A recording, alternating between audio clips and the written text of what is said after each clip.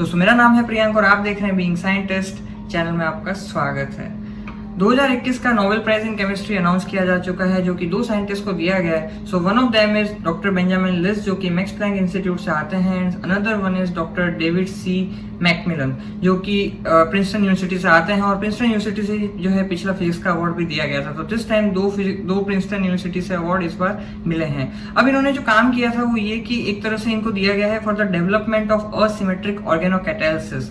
तो सबसे पहले इसको जो है थोड़ा सा ब्रेक डाउन करके समझता हूँ। कैटालिस्ट जो है यूजुअली जो है दो तरह से होता है विच इज एक तरह से कोई हैवी मेटल हो सकता है, एट द सेम टाइम जो है वहां पे कोई ऑर्गेनिक मेटल हो सकता है जैसे कि फॉर एग्जांपल एंजाइम हो सकता है। और एंजाइम क्या है इसके बारे में पिछले वीडियो मैंने बताया तो आप जाके देख सकते हैं। तो बेसिकली ये दो ही तरीके थे जिस तरह से लोगों ने देख रखा था कि कोई भी कैटालिसिस हो रही होती है नेचर के अंदर। लेकिन यहाँ पे जो है इन्होंने एक थर्ड कैटेगरी ऑफ कैटालिसिस को इंट्रोड्यूस किया जिसका नाम था ऑर्गेनोकैटालिस्ट। ऑर्गेनोकैटालिसिस जैसे कि नाम ही सजेस्ट करता है कि इसके अंदर एक ऑर्गेनिक कंपोनेंट होगा जो कि कैटालिसिस के अंदर इन्वॉल्व होगा। तो इन्होंने एक थर्ड आर्टिफिशियल कैटेगरी बनाई जो कि एक तरह से ऑर्गेनिक कंपोनेंट यानी कि मान लीजिए उसमें कार्बन की एक तरह से बैकबोन होगी और उसके अलावा हाइड्रोजन, नाइट्रोजन, ऑक्सीजन जैसे बेसिक जो एलिमेंट होते हैं हमारे नेचर में पाए जाते हैं उसको मिला के इन्होंने एक तरह के ऐसे कंपाउंड बनाए जो कि बेसिकली रेट ऑफ रिएक्शन को फास्ट कर देते हैं। एट द सेम टाइम वहां पे जो है वो इन्वॉल्व भी नहीं होते हैं। वो तो एक हर कैटालिसिस की प्रॉपर्टी भी होती है कैटालिस्ट की, लेकिन इन्वॉल्व भी नहीं होते हैं। और साथ के साथ में आप जो है इसे एक तरह से बायोडिग्रेडेबल भी है यानी एक तरह से ग्रीन केमिस्ट्री की तरफ प्रमोट करते हैं। और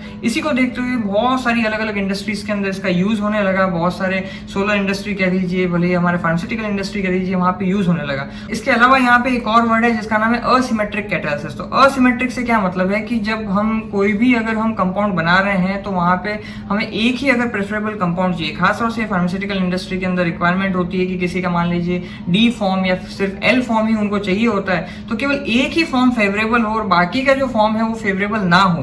तो ज्यादातर फॉर्म जो है मान लीजिए अगर एल फॉर्म चाहिए तो वही बने या डी फॉर्म मिले तो वही एक तरह से बन पाए। तो उस तरह का एक तरह से अगर सिचुएशन अगर हो सके, ऐसा कोई कैटालिसिस हो तो वो बहुत ही अच्छा होगा। तो इन्होंने ऑर्गेनोकैटालिसिस जो एक तरह से इन्होंने जितने भी बनाए ऑर्गेनोकैटालिस्ट, तो ये एक तरह की प्रॉपर्टी रखते थे कि जिसकी वजह से एक ही तरह का जो है वो जो डिजायरेबल फॉर्म है फार्मास्यूटिकल इंडस्ट्री में वो काम आ सकता है। इसी को देखते हुए 2000 के बाद में बहुत सारी अलग अलग इंडस्ट्रीज के अंदर इसको इस्तेमाल किया जाने लगा और बहुत सारे लार्ज लेवल पे जो है इसको इस्तेमाल होने लगा because of its cost effectiveness as well as green chemistry. तो इंडस्ट्रियल लेवल पे कहीं भी एनवायरमेंटल लेवल पे पॉल्यूशन अगर होता नहीं था तो रेगुलेटरी अफेयर में भी सब कुछ आसानी रहती है। तो इन्हीं सब चीजों की वजह से जो है इनका काफी कॉन्ट्रीब्यूशन रहा है, एक तरह से पूरे के पूरे एक तरह से रिवॉल्यूशनाइज किया है पूरी की पूरी इंडस्ट्रियल स्केल पे, और इस वजह से इन्हें नोबेल प्राइज से नवाजा गया है। बाय द वे अगर आप ये देखना चाहते हैं कि फिजिक्स एंड मेडिसिन के अंदर इस साल का नोबेल प्राइज कैसे दिया गया तो आप पिछला वीडियो मेरे जाके देख सकते हैं। सो आज के लिए इतना ही, फिर आपसे मुलाकात होगी। जय विज्ञान।